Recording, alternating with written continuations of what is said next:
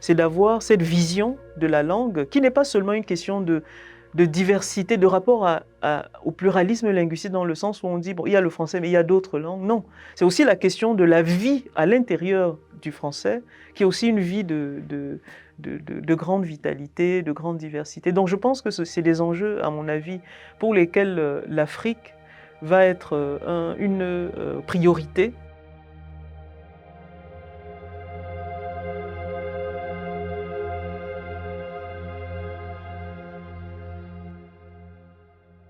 Je suis Nadine Machikou, je suis professeure agrégée de sciences politiques à l'Université de Yaoundé 2, où par ailleurs j'exerce les fonctions de vice-rectrice en charge de la coopération, de la recherche et des relations avec le monde des entreprises. En fait, je suis essentiellement intéressée par des questions en rapport avec l'économie morale des émotions. C'est dans mon travail depuis quelques années.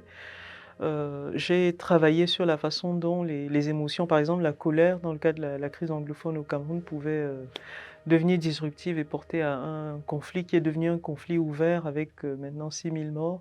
Je m'intéresse aussi, et c'est aussi un point important dans mon travail, la question de la compassion et la manière dont la relationnalité de l'Afrique avec le monde est, disons, fondée sur une certaine relation compassionnelle aux Africains et à l'Afrique. Donc je travaille un peu sur ce type de choses, la question de la honte, de l'humiliation comme ressort d'action politique.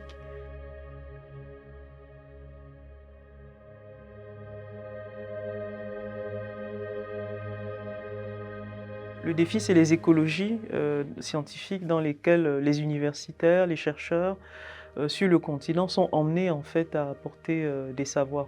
Au-delà d'une question plus structurelle de faible, disons, disponibilité de support de publication, il y a encore à l'intérieur, il y a encore cette fracture qui peut être une fracture épistémique entre le nord global et le sud global en termes d'accès. Et on va voir qu'il y a une géopolitique de la connaissance qui fait que les travaux qui sont disons, publiés ou en tout cas qui sont produits dans ces espaces-là, ont un niveau de circulation internationale qui est très faible, qui est aussi en lien avec des schémas internationaux de classement qui ne sont pas toujours en capacité de capter les épistémologies, les savoirs qui viennent de ces espaces-là. Donc du coup, ça pose en fait un ensemble de difficultés. Qu'est-ce qui fait que, par exemple, dans le cas d'une conférence francophone, certains en tout cas, des collègues africains n'ont pas accès au visa pour pouvoir venir participer et donc mettre, disons, sur la table un ensemble d'épistémologies qui sont produites là-bas, mais qui ne parviendront jamais et qui ne circuleront jamais,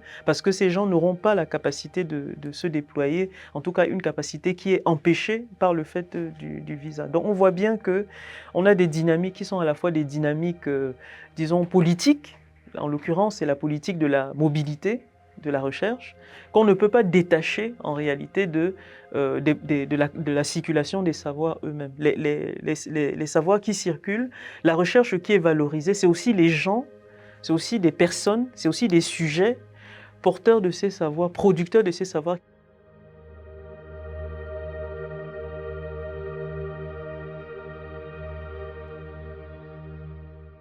Dans l'offre linguistique, en ce moment, il y a quelque chose qui se joue qui est marqué par une forme de repolitisation du français en tant que, à la fois, langue de la colonialité, mais aussi en tant que langue de la réponse à la colonialité. Par exemple, si on songe à la façon dont un écrivain comme Kateb Yassine écrit que le français est notre butin de guerre, il est le butin de guerre des Africains, parce que le français est ce qui est resté de l'interaction coloniale qui était une interaction brutale. Donc, ce qui veut dire aussi que quand les gens parlent français, en fait, ils s'approprient ce français, que ce français n'est plus ou pas nécessairement dans des formes, dans des normes, etc.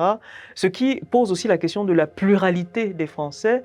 Tant que le français de la métropole est censé être porteur d'une norme de français, par exemple une norme garantie par des institutions telles que l'Académie française, etc. Tant qu'on a cette forme d'emprise en fait sur la pratique du français et qu'on ne prend pas acte en réalité de ce que les langues ont leur propre vie. Et la question de la vie d'une langue, c'est pour ça qu'on a des langues mortes. Les langues meurent parce qu'elles ne sont pas parlées, qu'elles ne sont pas transformées, elles ne sont pas ancrées. Et que la vie du français, c'est aussi la capacité du français à s'ancrer, voilà, à se transformer, etc. Et que ce n'est pas que cette diversité ou cette diversification, en tout cas cet enrichissement de la langue, n'est pas une perte. C'est toute la question du rapport entre la langue métropolitaine et la langue impériale.